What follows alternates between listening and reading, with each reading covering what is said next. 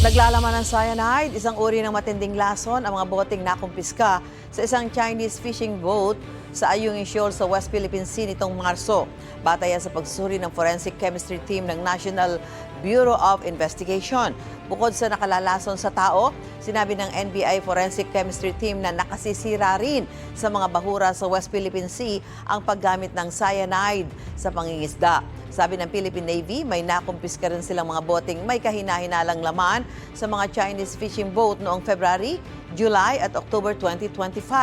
Pangamba ng Navy baka malagay sa peligro ang kalusugan ng mga sundalong nakadestino sa nakasadsad na BRP Sierra Madre sa West Philippine Sea.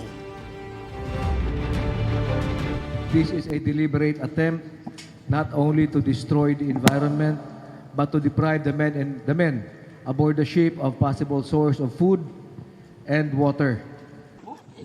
Tinawag naman ng Chinese Foreign Ministry na gawa-gawa at walang kredibilidad ang sinabi ng Pilipinas na may cyanide sa mga boteng nakumpiska sa ilang Chinese fishing boats. Sabi ng China, Pilipinas ang nanghara sa kanilang mga mangingisda.